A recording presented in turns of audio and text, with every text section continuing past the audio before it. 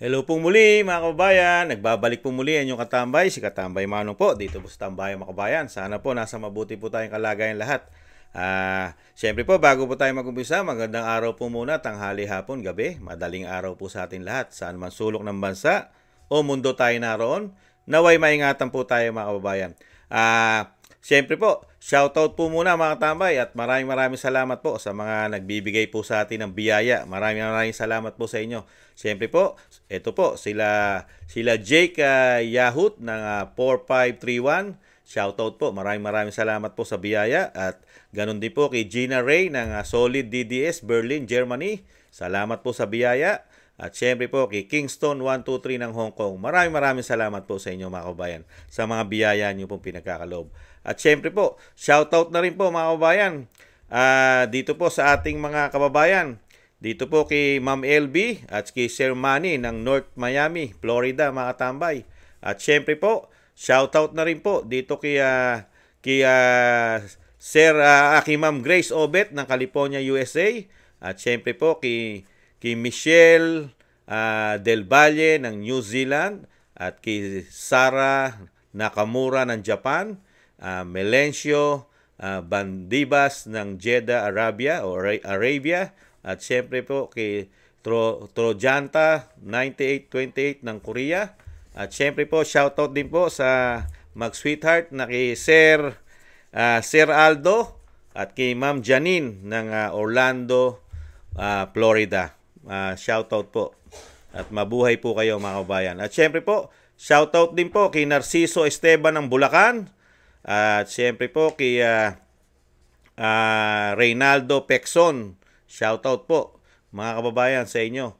At syempre po kay Ma'am 29 o pagalingin nawa at palakasin po ma'am. Ingatan nawa po.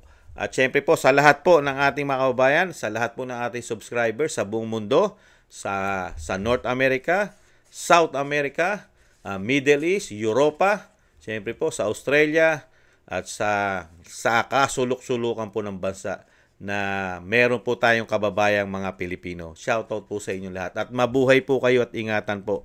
Maraming salamat po mga kababayan. At syempre po, umpisa na po natin, komentuhan po natin ang dalawa pong pambato. Ang dalawa pong pambato ng Pangulong Duterte sa PDP laban. Syempre po si Attorney Vic Rodriguez.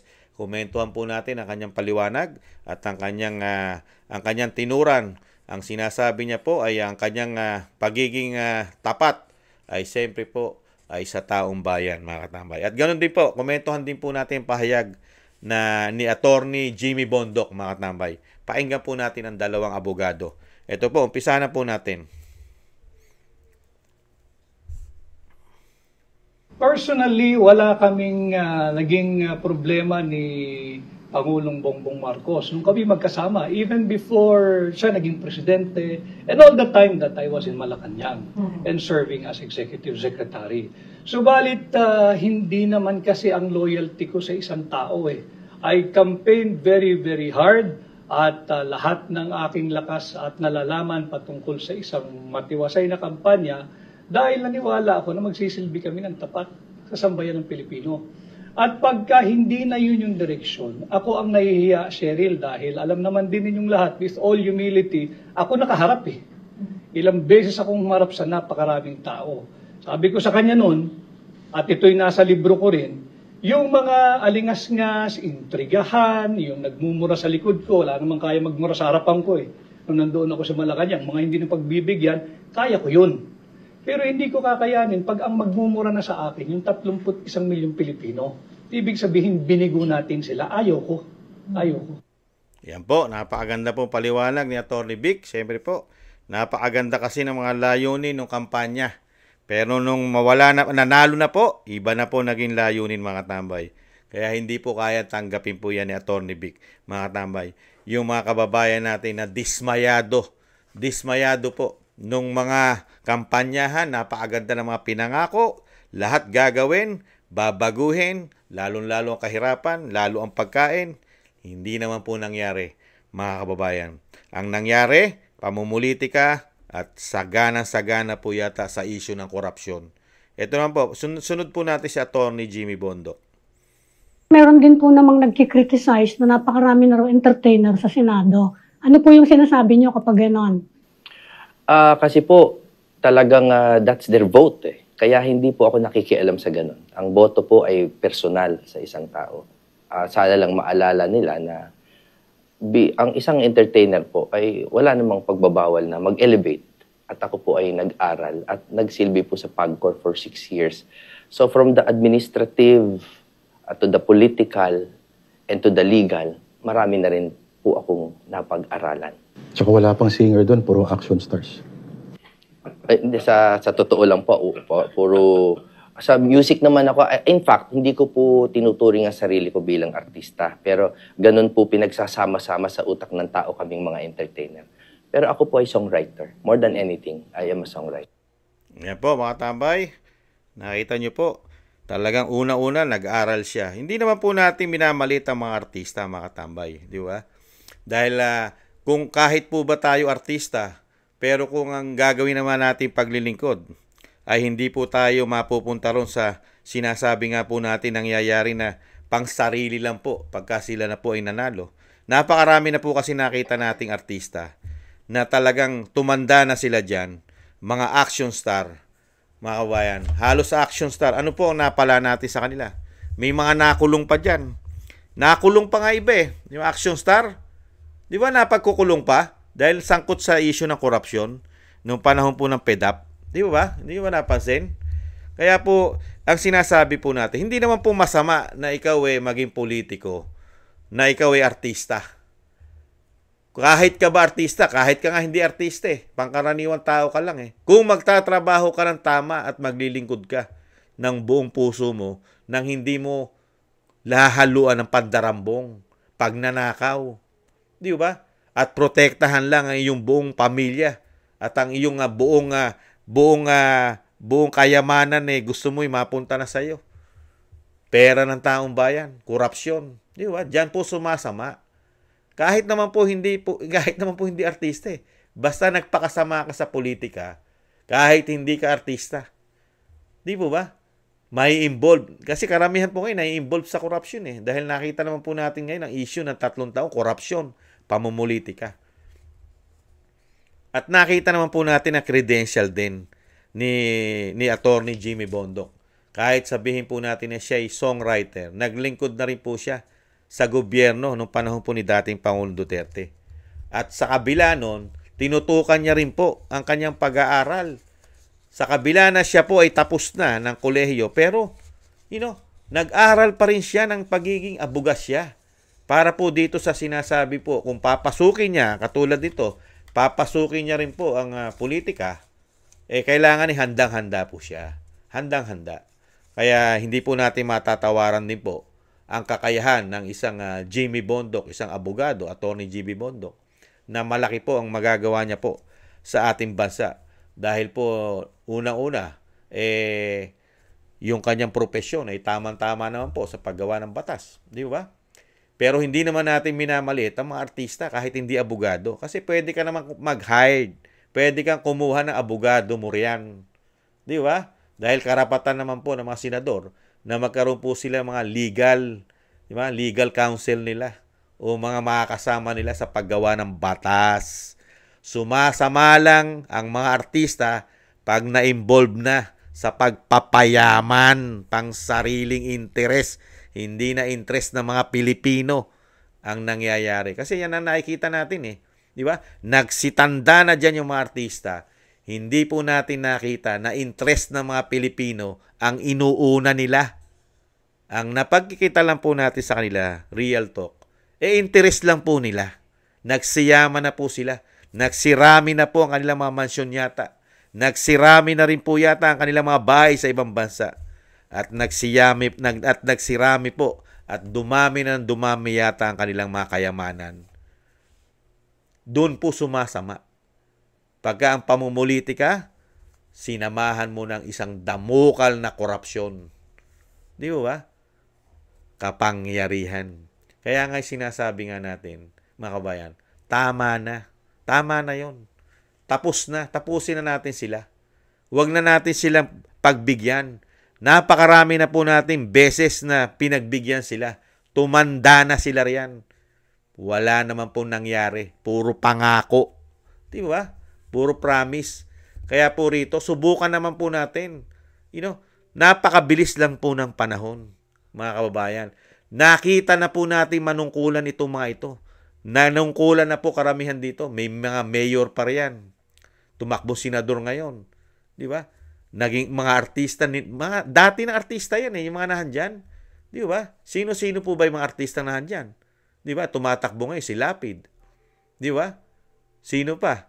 Sino ba? Si Bong Revilla. Di ba? Si Soto. Di ba? Tama na. Sila Lacson, nagsitanda na yan eh. Sila Abalos, sila Binay, Cayetano, Pacquiao. Di ba? Yung sinasabi, binagoong ang slate nila, yung senatorial slate nila. Tama na. Okay na yon. Di ba? Mga bilyar, okay na po yun. Iba naman. Okay na po yun. Napakatagal na po nila. Hindi po tayo nakakita ng improvement ng bansa natin. Ang nakita lang po natin, improvement po nila. Yun po ang totoo. Okay na po yun. Kaya nga po yung sinasabi rin po ni Atty. Vic, mga kabayan, napakaganda po yun. Kasi po yung sinamahan niya, wala silang problema eh. Hindi sila nagka-problema ni Pangulong Marcos nung sila'y nangangampanya. Nagka-problema lang po sila ni Pangulong Marcos nung lumabas na po yung totoong layunin po ng Pangulong Marcos.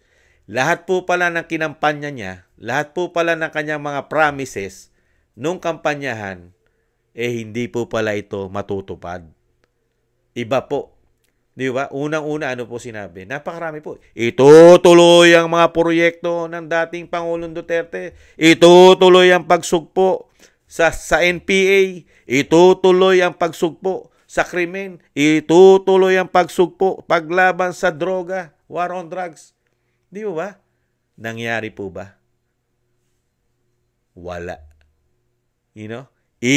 Yang mga nagpahirap sa ating bansa na sinasabi mga yellow, liberal, kulay pink, hindi na natin bibigyan ng pagkakataon sa gobyerno yung mga yan. Mga oligarko na nagkaroon ng issue sa hindi pagbabayad ng tamang buwis sa ating bansa. Nangyari po ba yan? Hindi. Nagsibalikan po silang lahat. Kaya po lahat ng pinangako ng Pangulong Marcos, napako.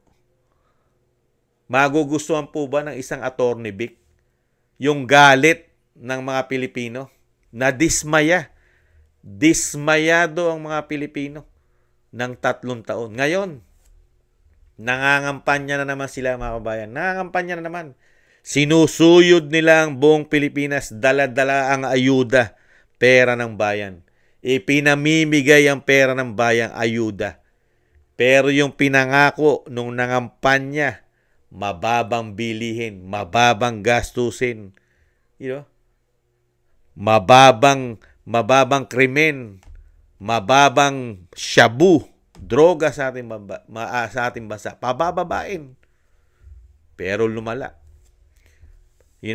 Pabababain at wawakasan na ang mga grupo ng CPP, NP, NDF. Nangyari po ba? Wala. Halos wala. Mga kabayan, ano po ang mga proyektong binigay sa atin? Flood control, napakarami pang namatay sa Bicol. Hindi bababa sa 200 ang namatay. Nakakaawa ang mga kababayan natin sa Bicol. Na disgrasya, na walang kalaban-laban. Dahil meron tayong mga ganitong klaseng politiko. Puro corruption yata ang issue. Pera ng 2025 national budget, napakalaking issue, mga kababayan. Grabe ang ginawa nila dyan. PhilHealth, grabe. GSIS, ESSS, PDIC, at marami pang iba. Pati ginto natin, Maharlika Investment Fund, isang damukal, napakarami. Pati issue ng tulay, issue ng tulay, sa kanila nagtapos, sila nagbukas, binadgetan ng 300, hindi bababa sa 300 million. Bumagsak, nasisi pa yung nagdisenyo. Mali raw ang disenyo. Pero yung pera natin na binigay at nilaan doon, tama. Tama yung pera, pero mali ang disenyo. Ganun po nangyari, mga kabayan. Pagdating sa pera, tama ang budget. Tama. Pero pag bumagsak na, mali ang disenyo. Ganyan po ang napala natin mga kababayan. Kaya dito po mga kababayan, sa nakikita ko po mga tambay, ito po, ikukumpara mo po sa mga pambato ng administrasyon, wala po silang kapanapanalo rito sa mga pambato po ni dating Pangulo Duterte. Dahil nasubukan na po natin itong mga politiko na ito eh. Nasubukan na po natin naglingkod yung mga pambato ni yung pambato po ni Pangulong Marcos. Nasubukan na po natin ng ilang taon, di ba? Ilang taon na po, dekada. Nasubukan na po natin yung mga yan, yung mga politiko na yan. Di ba? Grabe po ang ginawa. Grabe po ang ginawa ng mga yan, mga kabayan, sa ating bansa. Nagsitanda na, nagsiyaman na, may nakulong na, may sangkot na, kung ano-ano mga pinagkasangkutan. Di ba? Mga kung ano-ano mga kayamanan na yata ang kanilang sobra-sobra kayamanan na yata ang nakuha nila sa atin. Kaya po nakakalungkot eh. Kaya mga kababayan, ito po tangkilikin natin. Ito pong PDP laban. Lalo-lalo po yan sa pangunguna po ni Atty. Jimmy Bondoc. Kailangan po talaga natin na talagang yan po ay yan po ang makapagpapabago po at syempre po makapagbibigay po ng magagandang batas sa atin, mga kababayan. Ayan po. Yung grupo po ng PDP laban, mga kababayan. At yan po ay subukan po natin. Nakita naman po natin. Nagtrabaho na po si Senator Go dyan. Naging maayos naman po, lalo sa health ng kanyang Kamalasakit Center. Nandiyan naman po si Bato de la Rosa. Wala naman pong issue ng korupsyon si Senator Bato at si Senator Go sa ating bansa. At syempre po, nandiyan po si Atty. Marcoleta, si Atty. Vicente Lambino, si Kibuloy, si Philip Salvador, si Atty. Vic Rodriguez, syempre po, si Atty. Bondoc, at si Atty. JB Hinlo. Mga kababayan, karamihan po rito ay abogado. Mga kababayan, subukan po natin para po mabago ang sistema ng ating bansa. Lalong-lalo po ngayon, takot na takot po silang mag-imbestiga. Takot na takot po mag-imbestiga ng korupsyon ng bagong Pilipinas. Lalong-lalo po ang institusyon ng Kamara at Senado, takot na takot po silang mag-imbestiga sa korupsyon. Ngayon lang po tayo nakakita nito pong pumasok ng 19th Congress, takot na takot po mag-imbestiga ng mga korupsyon. Pero, proud naman po sila. Talagang masisipag naman po. Pagka ang Duterte na po iniimbestigahan nila, masisipag. Active na active po. Araw-araw mo mapagkikita ang mapagmumuka sa mainstream media. Salita ng salita, lalo sa pagpapabagsak sa mga Duterte. Yung kanilang demolition job, mga kababayan, ibang klase mo ang ginagawa nila. Pera-pera po yata. Pirma, pirma. Ang issue nila, 100 to 200 million pirma lang. Para malagyan ng pondo ang iyong opisina. Para sinasabing, suhulan. Para lang mabigyan ka ng budget ng speaker. Ang kapalit impeachment. Walang investigasyon dyan. Lalong walang investigasyon sa 2025 national budget, mga kabayan. At wala rin silang investigasyon sa 2 taong kumukontrol ng ating pera. At wala rin po tayong tiwala. Nawala po tiwala natin sa kanila eh. Kasi nung mabalitaan po natin kay dating Pangulong Duterte at kay Ms. Sasot Rogandos na ang kanilang MOE, ang kanilang mga extraordinary expenses ay liquidation by certification lamang ginagawa nila. At napakahabang panahon na, dekada na, walang mga public hearing ang kanilang pondo sa atin. Hindi natin nakikita. Di ba? Walang mga resibo ang binibigay natin pera sa mga institusyon na yan. Nakita nyo po? Paano nyo po pagkakatiwalaan ng mga tao na yan? Mga kabayan, babaguhin po yan. Pag nanalo po ang PDP laban, babaguhin po nila yan. Kailangan na po nila ideklara lahat yan. Yung kanilang po mga MOE, yung kanilang mga extraordinary expenses, hindi na po by liquidation by certification yan. Babaguhin po ito yan. Pag nakapasok po ito. Lalong-lalo po sa 20 Congress, ang mga congressman na makakapasok at mga suportado po ni Vice President Sara Duterte at ni dating Pangulong Duterte, ay napakaganda pong pagbabago ang mangyayari sa ating bansa. Lalong-lalo po sa mga investigasyon ng korupsyon, mga kababayan. At syempre po yung sobra nilang pamumulitika sa Vice President, Mababago po yan. Maiiba po ang sistema po, mga kabayan. Imbis po ng Vice President ang imbestigahan, napakarami pong iimbestigahan sa binagoongang Pilipinas. Hindi po sa Vice President. Napakarami pong issue ng binagoongang Pilipinas ng 3 taon. Bilyon-bilyon po. Pag sinuma mo, trilyon-trilyon po ang issue ng pera na dapat pong imbestigahan. Flood control pa nga lang. Napakaraming namatay. At wala tayong nakita ng 5,500 na pinagmalaking zona. Wala. At ang issue sa ginto, kailangan imbestigahan po yan. Never nilang iniimbestigahan yan, mga kabayan. Never. Di ba? At napakarami pa po. Lalo ang PhilHealth. Dapat nga po, may ma-impeach po dyan eh. Yung ginagawa po ng ganyang klase. Pera ng Pilipino. Kung hindi po yan natuklasan, tapos kang bata ka. Masayang-masaya po ang mga politiko kung hindi po natuklasan yan, mga kabayan. Buti na lang po, nandiyan sila Atty. Vic. Natuklasan po yan, lalo-lalo yung 2025 national budget. Natuklasan po nila Atty. Vic yan eh, 2025 national budget. Yung mga blanco nila Congressman Ungab, ni dating Pangulong Duterte, mga kabayan. Kaya po, mga kabayan, ito po ang kailangan nating mga politiko. Ito pong grupo na ito. Ayan po, sila Atty. Vic, sila Atty. Bondok, sila Atty. Hinlo, di ba? Sila Atty. Marcoleta, sila Kibuloy, di ba? Si Salvador, sama natin. Kasi hindi pa naman naglilingkod yan. Hindi natin alam, baka mas magaling pa yan doon sa mga matatanda na. Baka magaling pa to si Salvador dahil napakatatanda na itong mga action star na ito. Meron ba tayo nakita? Wala. Di ba? Nasubukan na natin sila. Di ba? Pabalik-balik na. Subukan naman natin itong mga bago na ito. Kung ito'y sasablay, madali natin itsapuera naman ito. Dahil mabilis lang ang panahon. Mabilis lang po. Mabilis lang 3 taon. Mabilis lang 6 na taon. Di ba?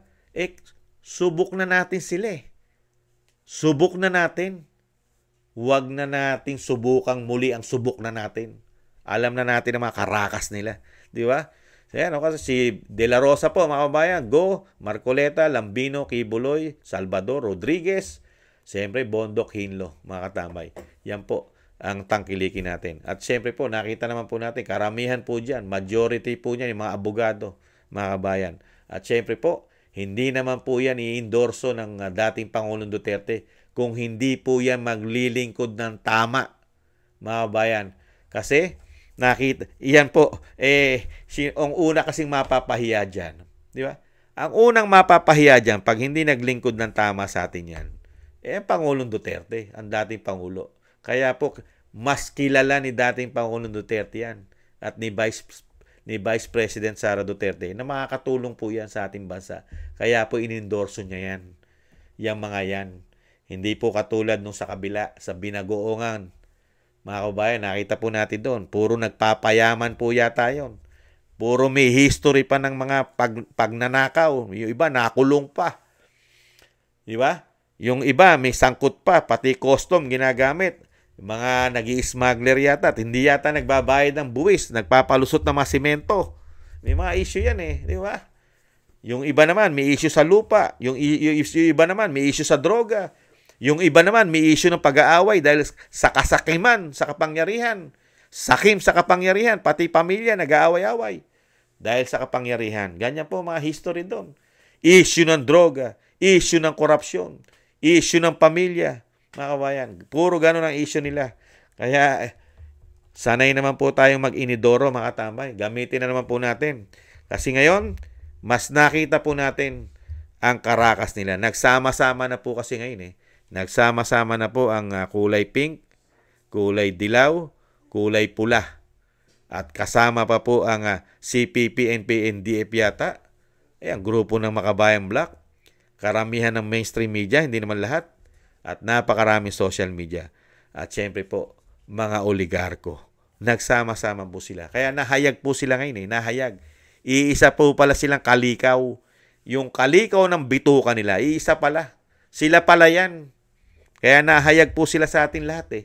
Nahayag po tayo kung sino lang po talaga ang tunay na lingkod bayan sa ating bansa. Nahayag po sa 19th Congress. At nahayag din po ang mga buhaya, mga sakim sa kapangyarihan at sakim sa pera, nahayag po ng 19th Congress, mga kababayan. Kaya po wag po tayong magpakatanga at magpakabobo. Yung pera, kunin natin, atin yan. Iboto po natin yung totoong maglilingkod. Muli po mga kabayan, maraming salamat po sa gusto po ng ating tambayang mga kabayan sa YouTube at TikTok. At ganun din po sa mga nagko-comment, like, share, and subscribe. Maraming salamat po. Ingatan nawa po mga tambay. Happy weekends. Paalam. Bye-bye.